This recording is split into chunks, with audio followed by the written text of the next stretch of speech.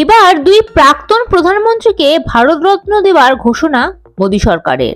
এবছর এই নিয়ে পঞ্চম ভারতরত্ন প্রাপকের নাম ঘোষণা করল কেন্দ্র, যার মধ্যে বিজেপির অন্যতম প্রতিষ্ঠাতা তথা দেশের প্রাক্তন উপপ্রধানমন্ত্রী লালকৃষ্ণ আদবানি ছাড়াও বাকি 4টি মরণোত্তর সম্মান।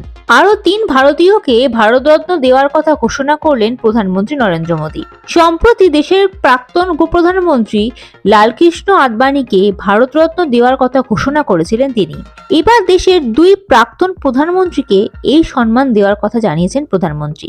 এই দুজনের কেউই বিজেপি সরকারের প্রধানমন্ত্রী নন, তবে একই সঙ্গে দুজনের কেউই গান্ধী পরিবারের পছন্দের তালিকায় শীর্ষে ছিলেন না। নরেন্দ্র মোদী ভারতরত্নের তালিকায় এক বিজ্ঞানীও রয়েছেন। শুক্রবার প্রধানমন্ত্রী জানিয়েছেন, কংগ্রেস সরকারের প্রাক্তন প্রধানমন্ত্রী নরসিংহ রাওকে ভারতরত্ন দিচ্ছেন তার সরকার। এর পাশাপাশি ভারতের পঞ্চম প্রধানমন্ত্রী তথা ভারতীয় লোকদলের প্রতিষ্ঠাতা চৌধুরী চরণ সিংহকেও ভারতরত্ন সম্মান দেওয়া হবে। এছাড়া এই 2 রাজনৈতিক ব্যক্তিত্বের পাশাপাশি এক বিজ্ঞানীকেও দেশের সর্বোচ্চ সম্মান প্রাপক হিসেবে ঘোষণা করেছেন প্রধানমন্ত্রী। তার নাম MS স্বামীনাথন। দক্ষিণ ভারতের এই কৃষক বিজ্ঞানীকে ভারতের সবুজ বিপ্লবের অন্যতম রূপকার বলা হয়। তাকে এবং একই সঙ্গে প্রাক্তন প্রধানমন্ত্রী কৃষক পুত্র চৌধুরী চরণকে মোদী সরকার ভারতরত্ন সম্মানের জন্য মনোনীত করায় প্রশ্ন উঠেছে, নরেন্দ্র মোদী কি লোকসভা ভোটের আগে কোনো সবুজ সংকেত দিচ্ছেন? যদিও এ প্রসঙ্গে কংগ্রেসের বক্তব্য, যদি চৌধুরী চরণ এবং স্বামীনাথনকে সত্যি সম্মান জানাতে চায় কেন্দ্র, তবে তাদের আগে কৃষকদের স্বার্থ সুরক্ষিত করা উচিত।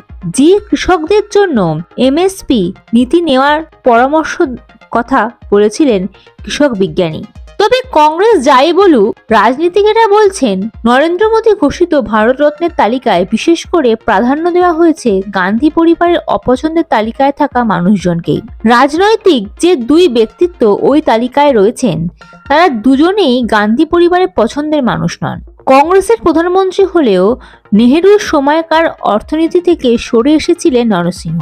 তার আমলেই দেশের প্রথম উদারীকরণ হয়েছিল। তার মন্ত্রিসভায় অর্থমন্ত্রী ছিলেন দেশের Manmohan Singh.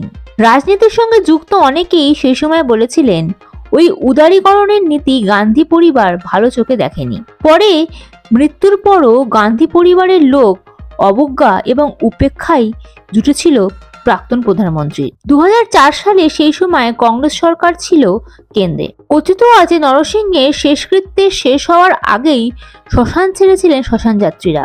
Bureau report, ND Bangla news. সবার আগে সব খবর, সঠিক খবর পেতে ফেসবুক পেজটি ফলো করে এবং ইউটিউব চ্যানেলটি সাবস্ক্রাইব করে রাখুন আর শেয়ার করতে ভুলবেন না।